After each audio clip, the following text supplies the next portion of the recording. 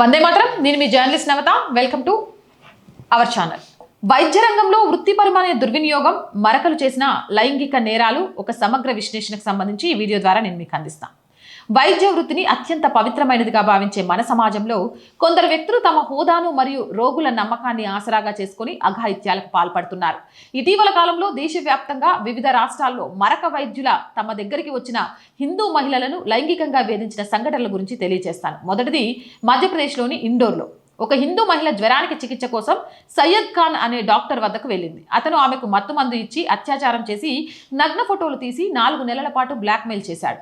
అతను ఆ మహిళను సయ్యద్ ఖాన్ ఫామ్ హౌస్కి పిలిచి మళ్ళీ రేప్ చేశాడు. 2 రాజస్థాన్లోని సలుంబర్ జిల్లాలో ఒక ప్రైవేట్ ఆసుపత్రికి చెందిన డాక్టర్ అమీర్ మరియు మరో వైద్యుడు కలిసి అక్కడ పనిచేసే మహిళా ఉద్యోగినిపై అత్యాచారం చేశారు.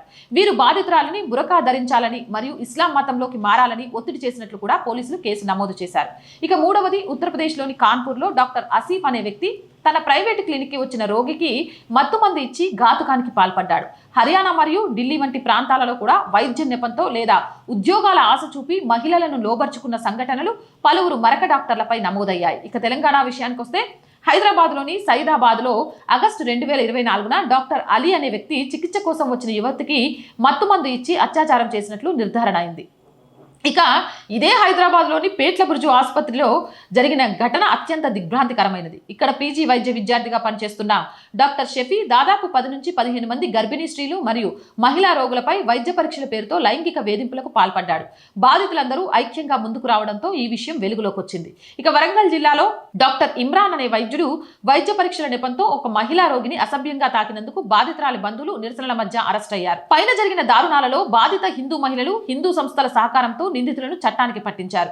ప్రతి మహిళ ఇలాగే ఆత్మస్థైర్యంతో తమ మీద జరుగుతున్న అఘాయిత్యాలకు సంబంధించి చట్టం ముందుకు తీసుకురావాల్సిన బాధ్యత ఉంది. జై హింద్, జై భారత్. అండ్ మోర్ వీడియోస్ కోసం ఛానల్ వెంటనే సబ్స్క్రైబ్ చేయండి. రోజు చెప్తుందేనండి, R group of channels, R voice, R political, R Sanskriti, 3 మన ఛానల్సే. So please subscribe our channels. Content బాగుంది అనిపిస్తే లైక్ చేయండి, షేర్ చేయండి. అండ్ ఆర్థికంగా ఆర్ వాయిస్కి మీ అందరి చేయుత చాలా చాలా అవసరం. ఆర్థికంగా సపోర్ట్ చేయాలి అంటే సబ్స్క్రిప్షన్ పక్కనే జాయిన్ అనే బటన్ ఉంది. 1 to 5 లెవెల్స్ ఉన్నాయి. ఏదో ఒక లెవెల్లో సపోర్ట్ చేయండి. లేదా స్క్రీన్ మీద గూగుల్ పే, ఫోన్పేతో పాటు అకౌంట్ డీటెయిల్స్ ఉన్నాయి. మీకు తోచిన సహాయాన్ని అందించండి. వ్యాపార ప్రకటనల కోసం 8328500576 నెంబర్ని సంప్రదించండి. జై హింద్, జై భారత్.